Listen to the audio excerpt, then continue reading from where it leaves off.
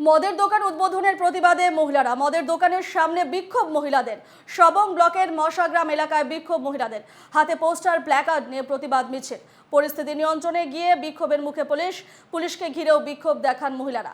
মদের দোকান বন্ধ না হলে আরো বড় আন্দোলনের হুঁশিয়ারি দিয়েছেন মহিলারা।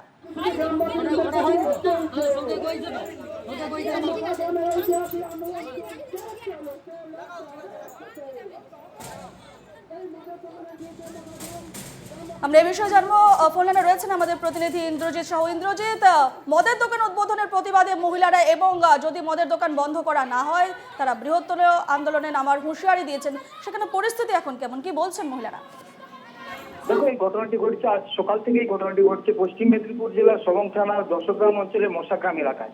যেটা স্থানীয় মহিলাদের যেটা অভিযোগ, ওই এলাকার তৃণমূল নেতা অনন্ত তুং, যিনি ওই এলাকার তৃণমূল নেতা, তিনি এলাকায় মদের ব্যবসা করার জন্য সরকারি নিয়ম মেনে লাইসেন্স করার আবেদন করেছিলেন এবং সেই জায়গায় দোকানও নির্মাণ হয়েছে। কিন্তু গ্রামবাসীরা এর বিরোধিতা করে সবং থানা এবং আবগারি দপ্তর, বিডিও অফিস সহ জেলা প্রশাসনের কাছে অভিযোগ জানিয়েছিলেন। কিন্তু তাদের যেটা অভিযোগ জানানোর পরেও কোনো সুরাহা হয়নি। তারপরে তারা যখন জানতে পারে আজ তার মদের দোকান উদ্বোধন হবে, তারপরেই গ্রামবাসীরা আজকে হঠাৎই তার দোকানের সামনে গিয়ে তুমুল বিক্ষোভ শুরু করেন। পাশাপাশি গ্রামীণ সড়ক অবরোধ করেন।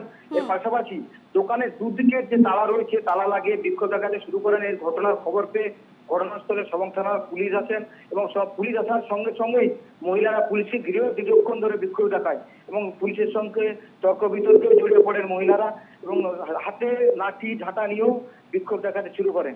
যেটা মহিলাদের যেটা দাবি, অবিলম্বে এলাকা থেকে মদের দোকান তুলতে হবে এবং কোনো লাইসেন্স মদের দোকান করা যাবে না।